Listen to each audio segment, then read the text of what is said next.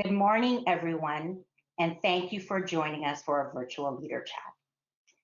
It's hard to believe that it's been 17 months that we are into the pandemic, and it's been a challenging time for all of us.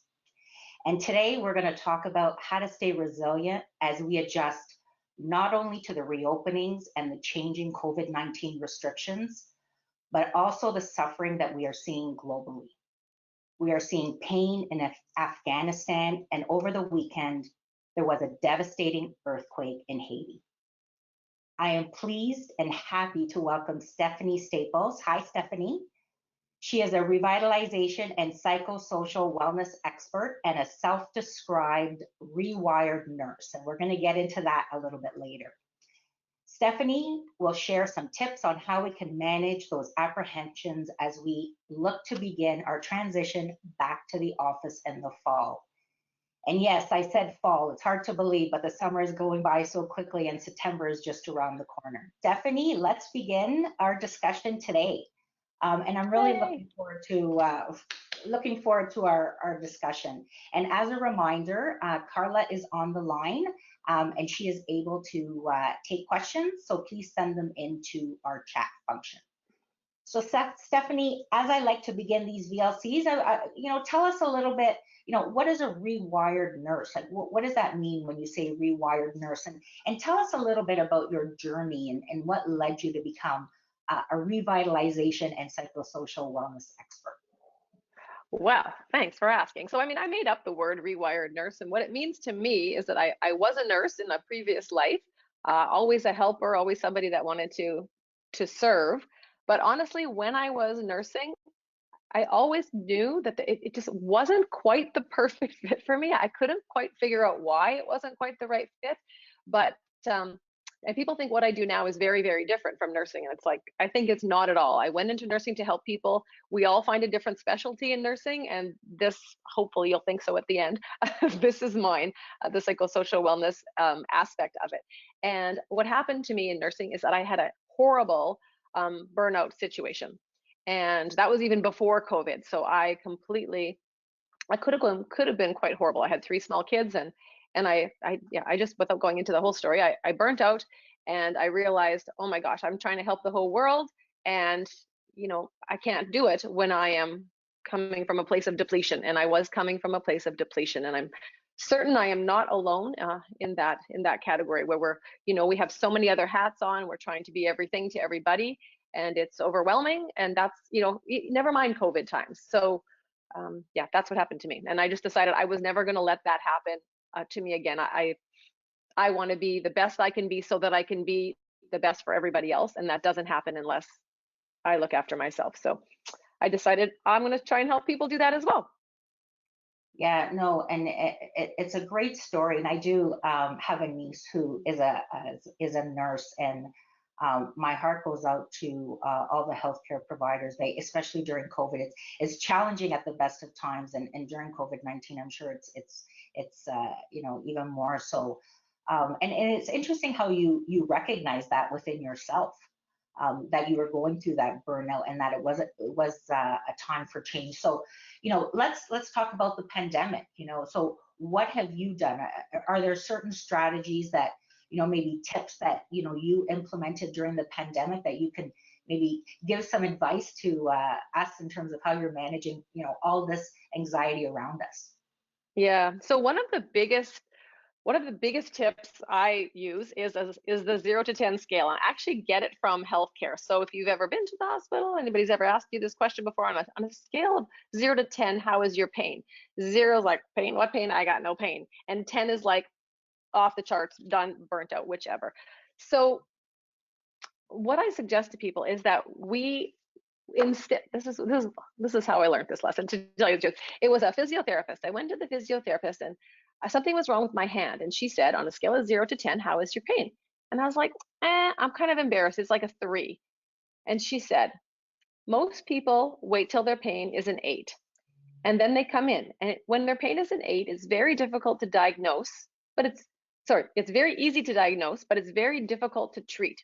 If people would just come in when their pain is a 3, it's more difficult to diagnose, but it's very easy to treat. And when she said that, I was like, And that has kind of become my mantra for life. Like whatever is going on, I want to notice it with pain, anxiety, stress, overwhelm. I want to start noticing that in my body, in my mind, when it's low down here on the scale. But a lot of us, what we do is it's a 3, and we're like, oh, I'm sure it'll get better. I'm sure it'll go away. I'm sure it'll fix itself. It won't. It probably won't. If it was going to, it would have done so by now. So, instead we wait till it gets turned 4, 5, 6, 8, and then we're yelling at the kids and yelling at the dog and things are not good. So that, if I only give you one tip today, that would be it. But to answer your question, what did I do specifically? One of the biggest things that I implemented during COVID that I will continue to do is something I call 3 questions. And this is my paper point in case you're wondering. I'm not a big PowerPoint girl. 3 questions. So the hub and I, we started asking each other these questions before bed. Now, it doesn't matter whether you got the hub or the dog or just yourself or whoever. And I always say, I'm giving you a concept. Your job as an adult learner is to like twist and turn it and make it your own. You don't have to do these exact things. This is what we did. Works really well for us. I hope we never stop doing it. Before we go to sleep, we ask 3 questions. What did you enjoy today? What are you grateful for? And what are you looking forward to? So what we're trying to do is get something sort of past, present, and future. So for example, today I may be like super grateful that my adult children who are all in, essential services, nobody's sick, everybody's well, they're all doing good. I'm very grateful for that. What did I enjoy today? Well, I didn't really enjoy my kids because I didn't see them today, so I didn't really enjoy them. But what I enjoyed today is being able to come and talk to hundreds of people who are making a difference in the world, and you and I having a conversation, and technology is like working awesome. We got backstage people that did everything great to make us look great. I'm I'm enjoying our conversation. And what am I looking forward to? Yes, I'm looking forward to the end of COVID. Yes, I'm looking forward to, but what we want this to do is to be things that are quite eminent. So in the next 24 to 48 hours, like what am I looking forward to? So what I'm looking forward to this afternoon is I'm going to have a girls' afternoon with my girls, and I get to see them, and we're going to make clod hoppers, and I'm really looking forward to that. So by asking those 3 questions, it's completely changed the way we go to sleep, actually, right? Instead of that big long to-do list of things we didn't get done, or the got to-do list of things that we have to do tomorrow, or the worries or the anxiety, that's how we go to sleep at night. And it makes a huge, huge difference. I hope we never stop. And I encourage everybody to do some version of that, even just in your own head or with a partner or whichever. How about you, Mary? What are your thoughts? Yeah, no, that's great advice. For me, and I really like those 3 questions because I can tell you, Stephanie, I've been very appreciative. Impact's been great during the pandemic as an organization. We've always had a slow and gradual approach. As we've been dealing with the pandemic, we've had 3 guiding principles. We've always made sure that the health and safety of our staff have been a priority. So I felt secure in that regard. And to me, the pandemic routine was really important. So when,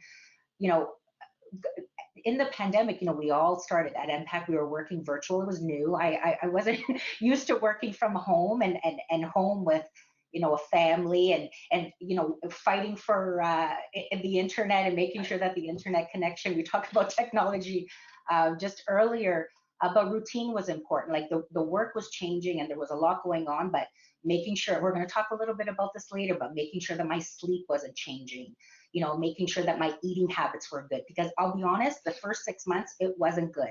And I noticed that my behavior was changing. I wasn't, it was affecting me, personally, physically, emotionally. So I said, 6 months in, I changed that. And now I'm eating better. So I'm basically back to my routine as if I were working in the office, but I'm working from home, and that has kept me going as we continue to be going through this pandemic.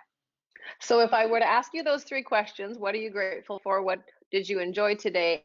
And what are you looking forward to? How would you answer those? Yeah, I'm grateful for my health. I am grateful for working for a great organization. I'm grateful for our time today. I think it's so great that we as an organization put health and wellness a priority, and this is part of our wellness series. And what am I looking forward to? To be honest with you, I'm looking forward to getting back to some sense of normal. I don't know what that what that is, but I'm happy to see. Yes, the COVID numbers are evolving day by day, but I see a light at the end of the tunnel. And I'm grateful for that. So you always have to, and I like what you're talking about. You always have to stay positive, and just be appreciative for what you have. And Yes, I and I feel, no, sorry, no, go ahead. I heard that you guys had done something for your team. They were talking about a gratitude project that when I heard about that, I was like super leaning in at that one. Yeah, no, and it's such a great project. When the pandemic hit last year, and I can't believe like we're 17 months into this. 525 days, not that I'm counting. I know I can't believe it. Just the time has gone by so quickly. But we had a few staff that really got together and created this gratitude project. And what they do is they meet once a week and they share tips and ideas on how to develop a daily gratitude practice. And what many of them have said is that it has just allowed them to connect with staff and stay positive. And I think it's a great initiative. And for those of you who want to get involved, they're on a little bit of a hiatus right now, but they will do another kickoff in September. So be sure to look for that on the intranet after Labor Day. But it's just part of, and what I love about MPAC is you have these, ideas that come up. You have a few employees that, have an idea, and then they launch a project and it builds. So it started with a few employees and now it's over 150 that are participating in. So it's just great. It's great that they take it upon themselves to, look for opportunities on how they can be appreciative for what they have. I love that. And so if you're listening and you're thinking, I never heard about that, or I didn't know about that, or I don't know if it's for me, what I would suggest is try it once. Like Mary, I don't know how it works exactly, but you don't have to sign up for like the next 10 years or anything, do you? You don't have to So, like ink your yeah. blood in there. Like just if you're not sure and you're just like, I don't know, just try it. Just go listen in and see if maybe it's for you. And I would suggest I always think if you can try it, try things like 3 times. Try it once. If you're not sure, try it twice. Give it one more shot. Maybe it's the mood you're in. Try it 3 times. If after 3 times it's not for you, no big deal. But at least you can say you gave it a good old try, and you might get something out of it. If we just get like from all of these sessions, just one little thing that you can talk about, with your partner at home, or that you can implement for your own self-care, or that you can implement at work, or with a client or a colleague, like that's worth it. That's worth your time. So thanks for tuning in today to try and capture that one idea. No, and that's great advice, Stephanie. They always say, just try it, like just don't say no off the bat. Just try it because you might like it. And if you don't like it, then that's fine too.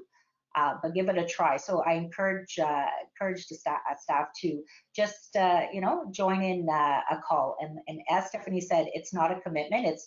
You're welcome to join in for a call. And if you're enjoying it, great. If not, then that's fine too. So I think we have a poll coming up that we want to talk about, just kind of assess the anxiety levels. We've been talking about there's so much going on in the world. We're talking about as we transition as an organization, about returning back to the office, the field, and we know that there's lots of anxiety with the staff. So the question is, where would you say your anxiety level is right now when it comes to returning to the office or the children returning to school? 0 to 5, 5 to 7, or 7 plus? So this is exactly the scale that we were talking about a little earlier, right? So now people are probably going to be a little more cognizant of what that number is. But yeah, don't just wait for a poll to come up. I would say use this tool in your life, daily, multiple times a day. For example, when somebody says, "How are you?" you can just do a little assessment in your head. How am I? On that 0 to 10 scale. How am I feeling emotionally? How am I feeling mentally? How am I feeling physically? How am I feeling? Whatever kind of pops up into your head. And if that number's not where you want it to be, even just think of how can I just get it down, a notch or two, even if I'm not going to knock it down 5 notches maybe, but how can I just lean into a number that makes me feel happier and healthier and more productive, et cetera, et cetera. No, and that's great advice. And as we go and continue on the VLC, it'd be great to have tips because I'm not the best, Stephanie, at self-regulating. I'd welcome some tips. So with respect to anxiety, I would say that I'm in the first category of 0 to 5. I'm feeling better about, going out. I'm feeling safe about, wearing the mask. I'm comfortable wearing the mask. I'm comfortable with the safety protocol that we have as an organization. I'm comfortable with what I'm hearing with respect to the school board.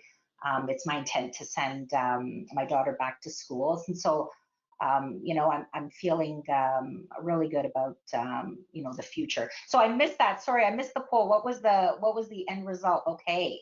Wow. Very. Wow. That I was, okay. So we have a third. What do you think, Stephanie? What does that tell you that, that's all across the board? Yes, really interesting to me to see that. And one of the things that I think, like when we know, so Mary, if I know that you are like 0 to 5, and say, this week for whatever reason, I'm feeling 7+, I would have no problems talking, Mary, I noticed that you seem to be handling this well. Your anxiety seems to be really under control. Could you share with me like a couple of things that you're doing or reasons why that you're feeling at those numbers? Because I would like to bring down my numbers too. So asking for help is such a gift that you can give to yourself, and when you give it to other people, you're kind of giving them permission too. We tend to think everyone else, like Mary, you look like, well, obviously you got it all together going on over there, girlfriend. I don't know about that. But I mean, maybe you're 0 to 5, that's this week and that's awesome. But maybe, it's probably been sort of cyclical, right? As we've gone through our 525 days. And so when you are in that +7, what kind of things do you do that would help you bring that number down a little bit? And again, we want to be super realistic. If we're at 7, I'm not trying to get you to a 2. How do we get you to a 5? How do we move that number down 1 or 2? What things can we do? And so I'll ask you, Mary, when you're feeling 7+, what kind of things do you do to bring your anxiety down a little bit? Yeah, so I liked what you just mentioned about, talking it out. So that's what I do. If I'm not feeling myself and I'm feeling, I'm having a bad day or I can feel the stress, I pick up the phone. I'll call a friend, I'll call family, I'll talk to my husband, I'll talk to my daughter. And just talking through it makes me feel better. The other one is just going for a walk. I downloaded audiobook and I have a book and I'll just go out and it's just a quick jaunt, you're talking about 15, 20 minutes just around the block. And that just clears my head and I feel better. So I'm going to pull out 2 threads from what you said. One is the calls. So that is another thing I started during COVID that I hope I continue. And that is, when someone pops into your mind, you're like, oh, and you maybe you send them a text, but maybe it just pops in and pops out. I started calling people. And so I started keeping track of like how many people I was calling. And it many dozens of people that I have called just out of the blue. Hey, I'm thinking about you. All but one was happy to hear from me. That's another story. But every time, first of all, I had to kind of start it out by saying like, nothing's wrong and I don't want anything. I was just thinking about you, and every time except that one, I felt better, they felt better. We were just so happy to connect, that personal connection, especially in these 525 days when the connections have been more challenging. So that's been a beautiful thing to be able to do. You don't have to have a reason to call somebody. It can just be like, hey, you're on my heart, you're in my mind. I just wanted to check in on you, see how you're doing. And I'm telling you, people are like, oh, they really think that's wonderful, and it does me good as well. The other thing that I want to pull from what you said is going for a walk. So my kind of saying is blue and green must be seen. And whenever I feel those numbers going in a direction that I do not want it to go, that is what I try and do. I try and get outside, and they say actually even plants or looking at pictures of scenery and stuff, even that helps to lower that cortisol level. So blue and green must be seen, and motion changes emotion. So if you don't like the way you're feeling physically, mentally, move your body. If you're standing up, sit down. I'm sorry, if you're sitting down, stand up. If you're standing up, start walking, walk, turn around, walk backwards, turn in a circle 3 times, do a good stretch, do something, move your body. Motion changes emotion. And to address something, about exercise that, I don't feel like it, it's too hot, it's too cold, it's too windy, I don't have the right bra, like whatever, I I've can said come them up all, with every excuse out there. You only have to exercise 2 times, Mary, only 2 times, when you want to and when you don't. That's it. And that kind of blows away every other excuse. And even if you don't want to, you don't need to be motivated for an hour to exercise.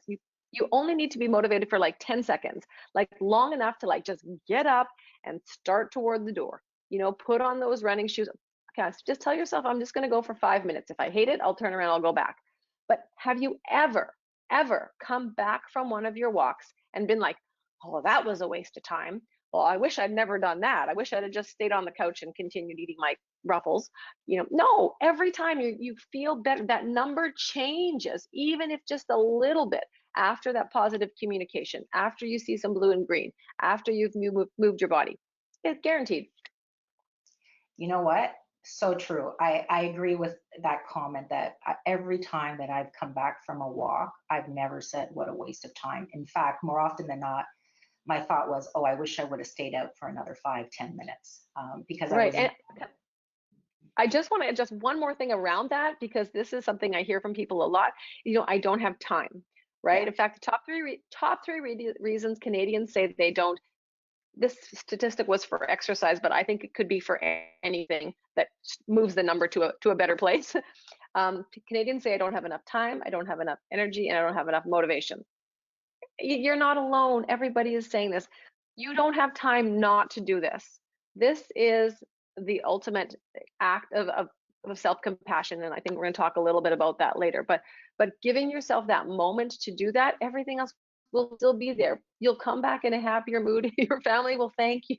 Just go. Tell them when you see me getting like in an 8 or 7 or whatever, just tell them, here, show me the door, hand me my shoes, and just say, go, we'll be fine. We'll manage without you. Go out for Yeah. 10 minutes. But so true, and what you're talking about is great. It's unfortunately sometimes, and me included, we let it go too far.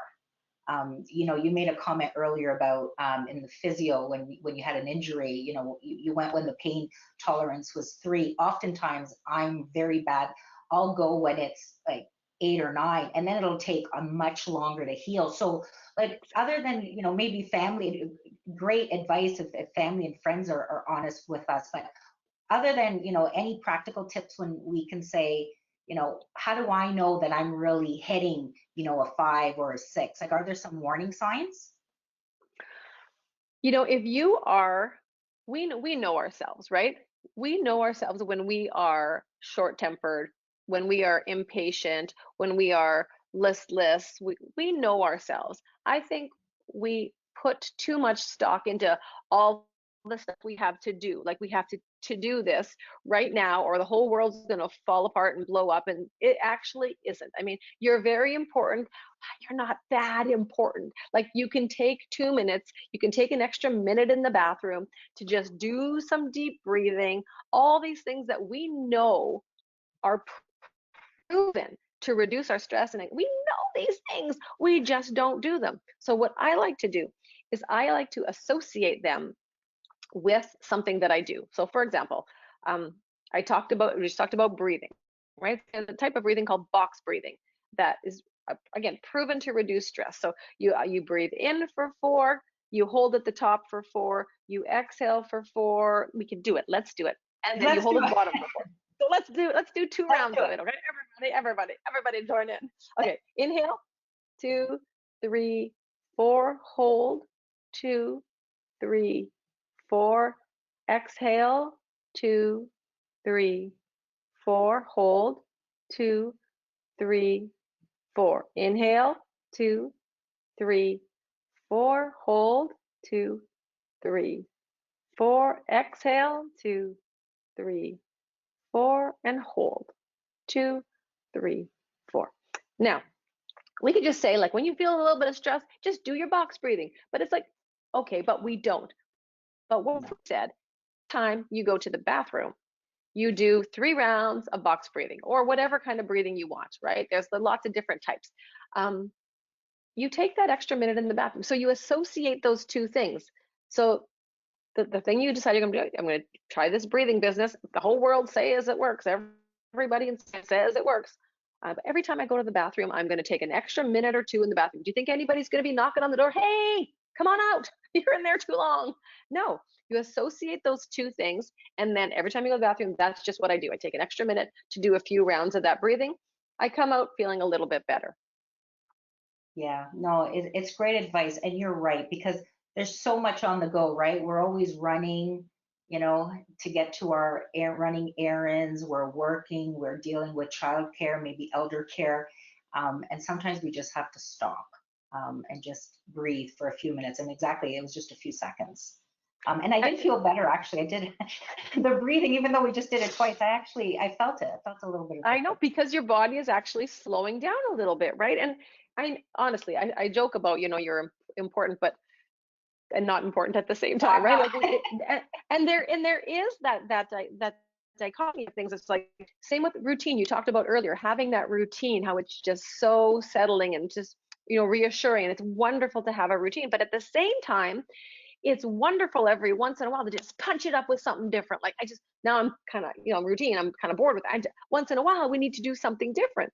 It's very important to say no, like to really put those boundaries on and say no to things that aren't important to us and aren't high value and aren't dot, dot, dot. But then also, it's very important to say yes sometimes to things that you're just going to try something different. So a lot of these things are right, like that kind of back and forth of like, well, sometimes this, but sometimes that.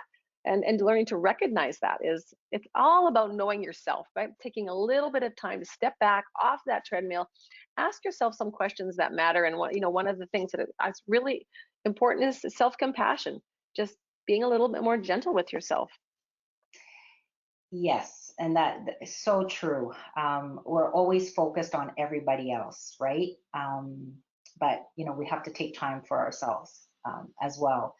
And I think this is a good segue. We talked about self-care and making sure that we have time for ourselves. How do you, when we have so much on the go, we have so many conflicting priorities, how do we focus? Like, do you have any tips on how we can, there's, maybe we have 3 projects due all at once, or maybe there are many items that are demanding our attention. How do we focus? Because sometimes that impacts our anxiety levels as well when there's just so much. Oh, we got another card here. So probably my best piece of advice in that area would be to ask yourself this question. What one thing could you do that if you got a handle on that one thing, it would probably make almost everything else just a little bit better? So when you think about your own self-care, if you think about your work projects, like if I could just do this one thing, right? There's 100, there's 1,000, there's a million things to do. But if I did this one, what one thing would positively affect other things and make me feel better, etc. So if I ask you, Mary, let's talk about your self-care area. What one thing in the realm of self-care could you do that would positively affect many other areas of your life? Yeah, and we talked about routine for me, and just taking time for myself. One of the things that I haven't changed, and I don't want to jump, but we were talking about just having important sleep habits. And that's something that I made sure that I maintained, regardless of how busy I was, regardless of how many projects I had on the go. I needed my sleep, because I will tell you, Stephanie, people will know when I don't get, when I don't get my sleep. That was something that is something that I made sure, no matter what. I always needed to make sure that I got my 6 to 7 hours in the evening. That was something that was very important, that I kept. The one thing, no matter how crazy it was, that I didn't change.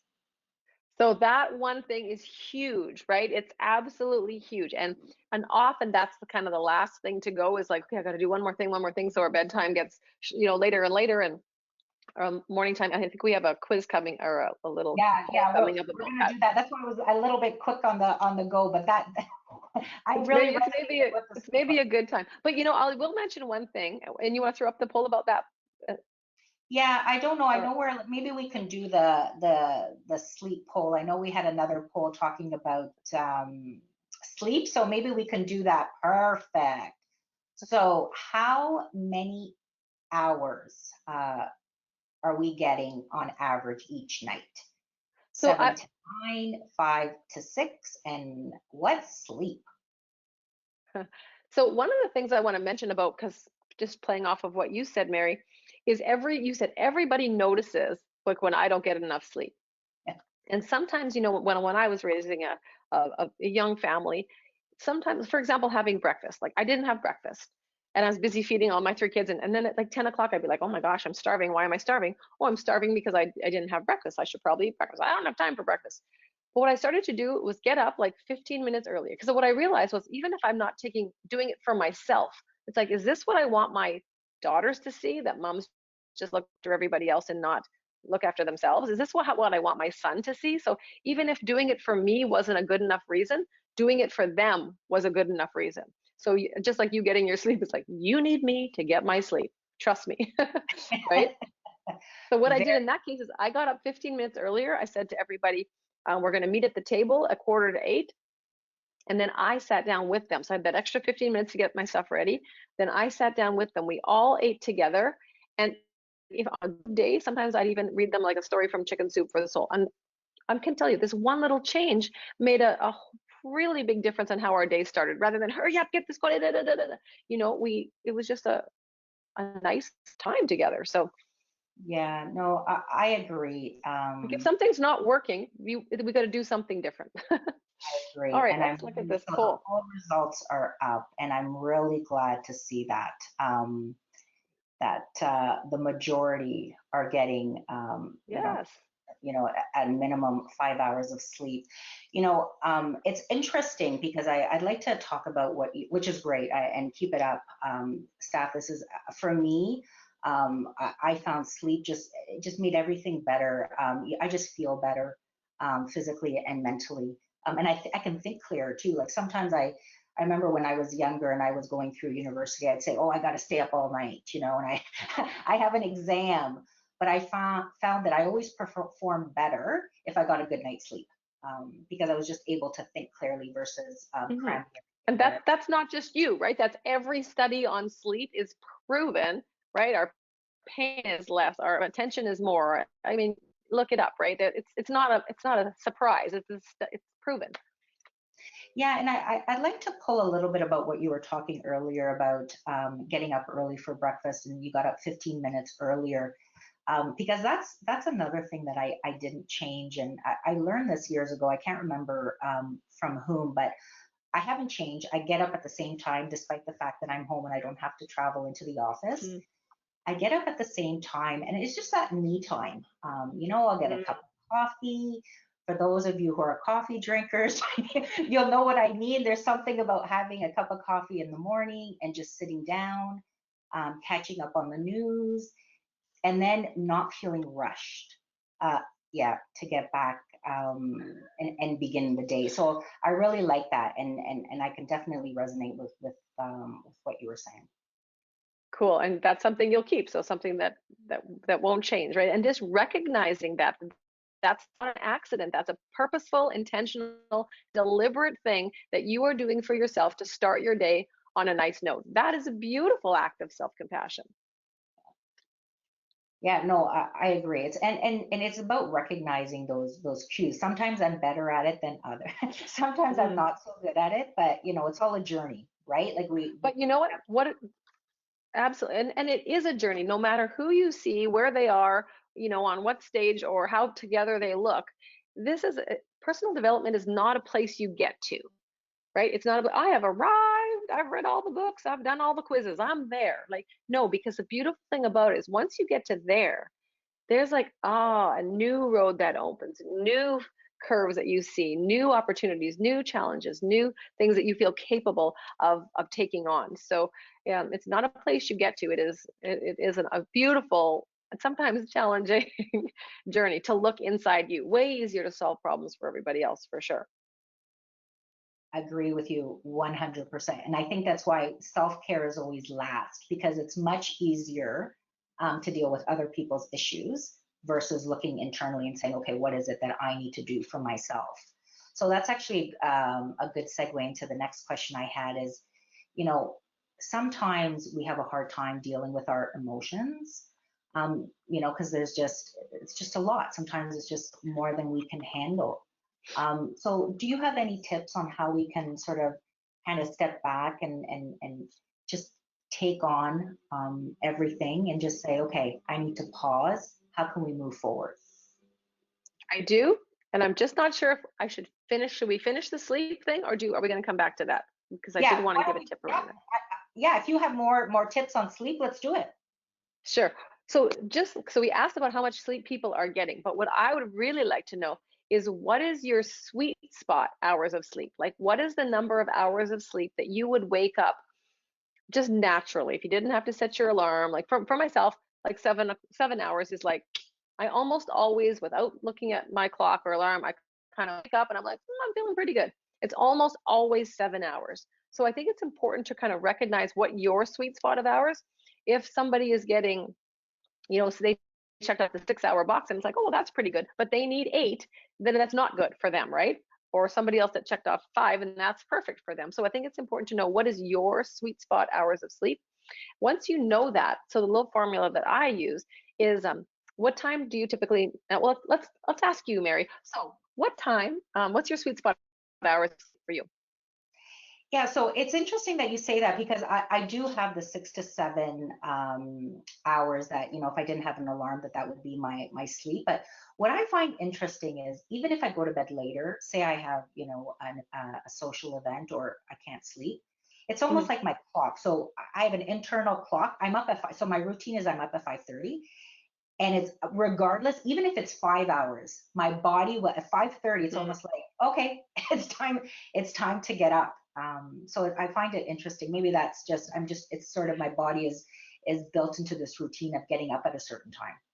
And that's why they say, even on weekends, even when like those sleep experts, they will recommend you try and keep those times as close to the same, whether it's a weekday or a weekend, which is, not as much fun all the time. But so since you're variable, we'll use mine because I'm not variable. Mine is 7 hours. I need 7 hours.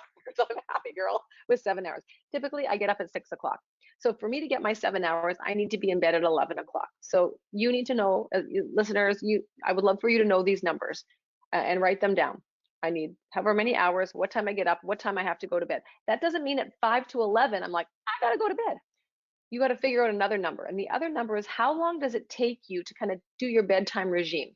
So for myself, maybe 20 minutes to get my stuff organized for tomorrow, maybe 20 minutes to do my bedtime regime, shower and go out, brush and all that stuff, and 20 minutes to eat or to pray, meditate, yoga, whatever, read, get myself in that mode. So I would give myself an hour. So if I know I need to be in bed by 11, I can't be like at 5 to 11. No, that means my alarm goes off at 10. My alarm goes off. Set your alarm for whatever time that is for you. And then bing, screens go down. You start to do maybe you only need 10 minutes, 10 minutes, 10 minutes. Maybe you just, you need 15, 15. I don't know what your thing is, but how much time do you need to get ready for bed? Set your alarm for that time so that you're in bed by whatever your 11 o'clock is, so that you get your number of hours of sleep. Much more likely to happen. That is my little sleep in a nutshell there. No, I That's love helpful. that. So true. Stephanie, you know what this is reminding me of as you're talking about? I remember for those of us who have kids, I remember when I had my daughter, they said, oh, you know, when she goes to sleep, you have to go to sleep. And I said, but I'm not wired that way. I need my unwind time. And exactly what you said, right? It's, Yes. you know that you need 7 hours of sleep, you got to slow it down. Whatever it is, And get reading a book or watching a TV show, yes. That's what we do whatever. for our kids, right? We give them a bedtime routine. That's exactly what we do for. Why should we be any different than that? And if you live with other people, let's have a conversation about sleep times. Let's have a conversation about these magic numbers. And let's work that out and let's support each other. so that we know, okay, at this time, like we're helping each other out, and how can we make this happen together so that we're all, because this is for the greater good. This is not just for us. Like you said, everyone knows when you don't get a good night's sleep. This is for the greater good. The whole self-care, self-compassion thing is for the greater good. It's not just about us. It's going to make us a better partner, a better parent, a better daughter, son. That's going to make us a better colleague. It's just going to make us better. It's all about quality of life, right? We're trying to just raise the bar on the quality of life a little bit. No, so true. And it starts with us. And I love the message that you're trying to give us, right? Like you can take care of others, but you have to take care of yourself as well. And we know this. We already know this. We don't need a speaker from anywhere to tell us this. We know this. Your We do job know as an this. adult learner, our job as adult learners is to pull out tools. Like I envision myself with a little toolkit around my waist, and my job as an adult learner is to collect as many different tools as I can. Might be from a podcast, might be from a book, might be from a lady I met in the bathroom. I don't know. I'm just going to collect all these ideas that I can. And when something's bothering me, or something's driving me crazy, when I'm not at the number I want to be at, I'm going to start pulling out this tool and pulling out this tool and combining those tools and do something that works. Because I don't want to be stuck. I don't want to be blocked. I don't want to be trapped. I want to be functioning at the highest level that I can, despite or because of a 525-day pandemic. No, and I love that. I love that scale too. I'm already thinking about ideas about how I can maybe create that scale and start monitoring my own behavior and seeing, because I'm not the best, as I mentioned, at seeing the signs. I probably dip into the higher end before I pause and say, okay, you know what, maybe I do need to go for a walk. So I'm actually going to take, that's a good advice, Stephanie. I might just, because it's very simple. It's almost like self-regulation, right? Mary, we could have done the whole hour on just this scale, because I'm telling you, I have used this to save my marriage. Like if you could teach your partner, your colleagues to communicate like with this number, and sometimes the 10 is good. Like sometimes, like, how happy are you feeling? How, it could be something good too. But when you teach people to communicate with this scale, you don't have to talk with that many words. Like for example, my husband and I were talking about a dog. It's like, okay, how much do you want a dog? Because we've always had a dog, but right now we don't have a dog. He's like, I want a dog of 6 on the scale. 10 is like, I really want a dog. I must have a dog. 0 is like, I never want a dog. Pause, never setting foot in this house. So he's at a 6. I'm at a 3. I'm like, I'm not, But he's at a 6. I said, okay, when you get to an 8, we'll have a conversation again. But he's at a 6, so it's not even really, so we're just checking in with each other every few months. It's like, where's your dog number at? He's like, I'm still at a 6. Okay, I'm still at a 3. No, Maybe we both get to it. You see? So I will tell you, so speaking of dogs, so I'll share my own story.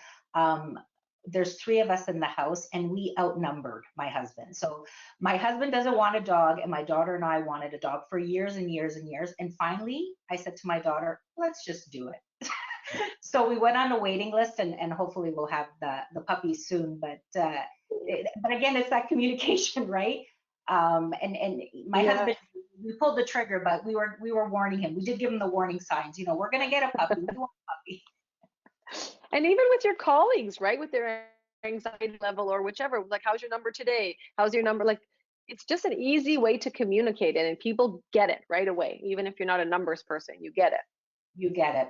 And I do, and it's a good transition actually into the next topic. And I know we've been see, this has been such a great conversation, Stephanie. We've been, as you said, we were, what did you use the analogy, the dance? Yeah, I told Mary it's a dance. She can lead and I'll follow, and it'll be cha cha cha. And yeah, exactly. We've been doing a little bit of the cha cha cha.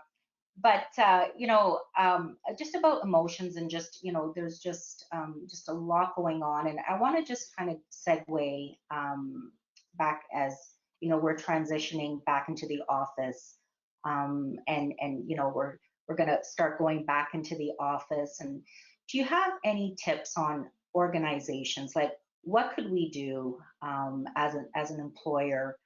And what can we keep in mind as we know staff have anxiety during the transition? We're all planning to head back into the office. We're going to start with the first 1 day per week. But do you have any tips on what should organizations do, knowing that staff, some staff have high anxiety about coming back in? So first of all, I want to say congratulations, because I know that you are Greater Toronto's. You won a great award about a top 200 2021 Employers Award. So that's Yeah. amazing. So that tells me, and just by how many of these that you've done, it tells me that you guys are already so proactive and it just sounds like a great place. So congratulations on that.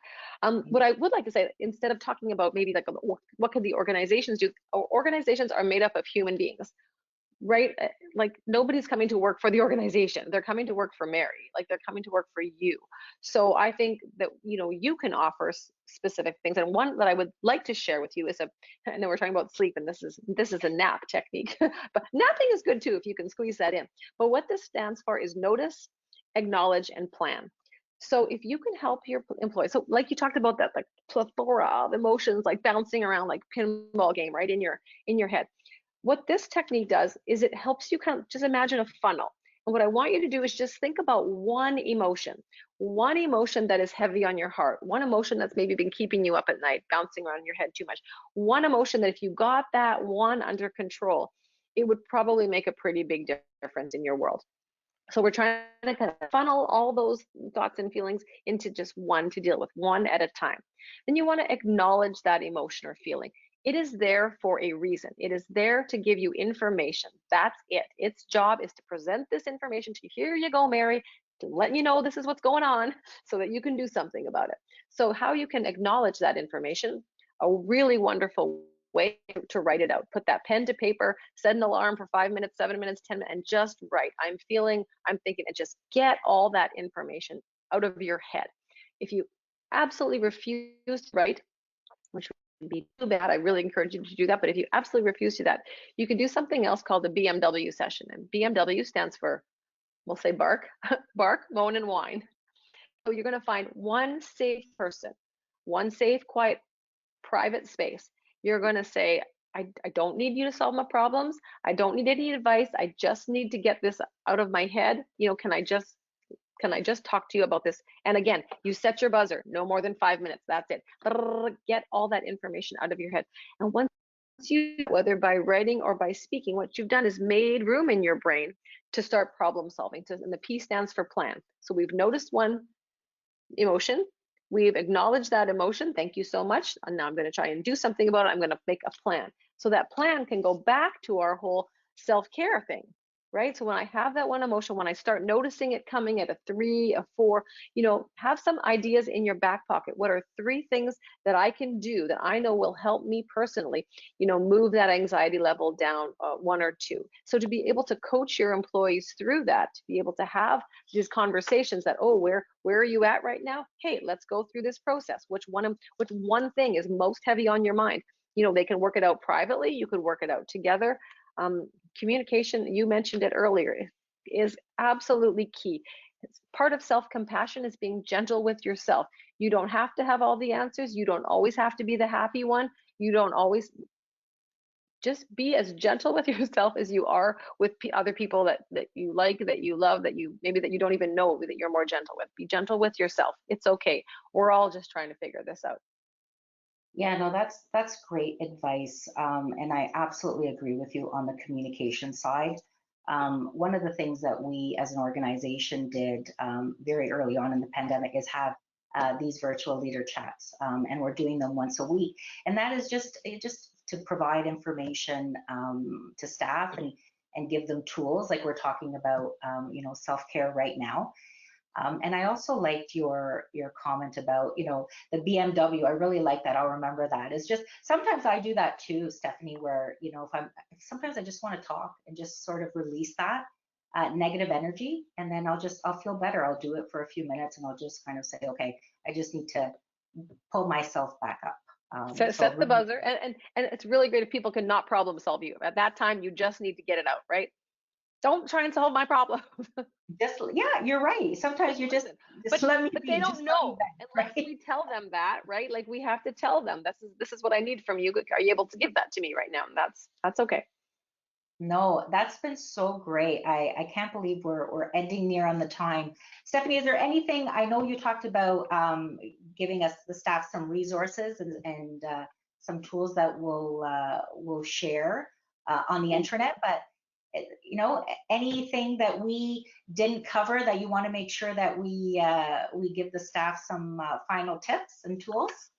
I'll give you like back to the 1% of your day. I'm going to ask you for 1% of your day. So the average person is awake for about 1,000 minutes a day.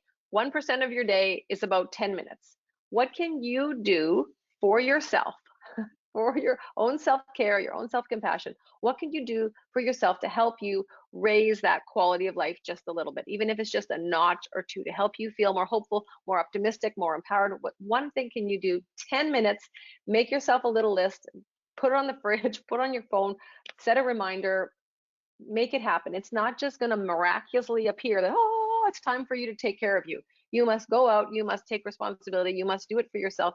You're setting a great example for other people, for your family, your friends, your colleagues. Show them, not just tell them what to do, show them how it's done. No, thank you so much, Stephanie. It's been such a great discussion. I can't believe the time just flew by. And I really Thanks for the dance, Mary. Yeah, no, it's been great. And It's sharing your parts as well. lots of good information for the staff, and I like that, just 1% of your day, and so I'm gonna take that advice. If you want to check in on me, in a few months to make sure that I'm doing it. And I like that analogy you used. We know that you mentioned earlier. We know what we have to do. We just have to do it. Yeah, and coaching groups, if people want to get together with the other people that are into it, like 1,000 people on the call. Imagine how many positive, optimistic coaching groups people can hold each other accountable to, and could be powerful. Absolutely, absolutely. Thank you, everyone, and have a great day. Thanks, Mary.